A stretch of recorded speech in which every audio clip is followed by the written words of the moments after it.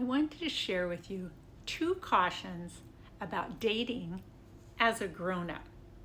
And these 2 cautions are from my own experience. After I was thrust into the world of singleness when my husband died, I made 2 major mistakes. My first mistake was the use of a Band-Aid. I was 41 years old when my husband committed suicide after spending 10 years in a wheelchair.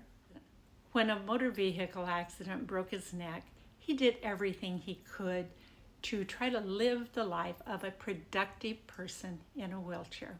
He went back to school, got his degree. He volunteered for programs to work on the rights of the disabled. But through it all, he still struggled with depression. After 10 years, depression won the battle. And he was the decision maker in our marriage. I was the chronically shy follower. All I had to do was follow his lead. And so when he died, I had to learn to start making decisions on my own. And that was something I wasn't used to doing. So after struggling with guilt and grief for 4 months, I slapped a Band-Aid on my wounds. Something that made me feel better. Something that made me laugh. A relationship. I was recently widowed.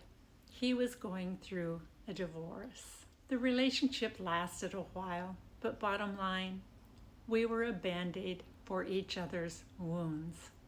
When the wounds seemed to be healing, the Band-Aids were ripped off and thrown away. And as I'm sure you're all familiar with, a Band-Aid can really hurt when it's pulled off. My wounds had been really deep. It took more than a Band-Aid to heal. So the grief all resurfaced. All that to say, our wounds need more than a Band-Aid. The healing may take longer for one person than it does for the next. It all depends on the depths of our wounds. How deeply have you been hurt? My divorce friends said that divorce workshops recommend 2 years. They say it takes that long to heal and to put down the baggage and not be tempted to pick it back up again. So I decided not to date for 2 years. I was going to spend time working on myself to try overcoming my fears and my shyness. I ended up staying single for 11 years. I never seemed to meet that right man. After that length of time, my single friends were all getting married. I had started dating a guy somewhat casually, but it wasn't serious. I began to feel like the third wheel around my married friends. That's when I made mistake number 2. I convinced myself I was in love, or I could be in love with this guy. He'd make a good husband, I told myself. He's active, we enjoy the same things. But you guessed it, I settled. And that's something I don't advise anybody to do. 1 year into our marriage, it was obvious that we had made a mistake.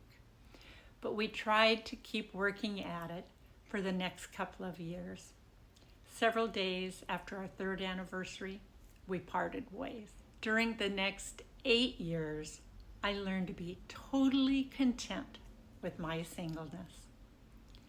So I want to caution you, don't make those 2 mistakes that I made. Don't slap on a Band-Aid when you hurt.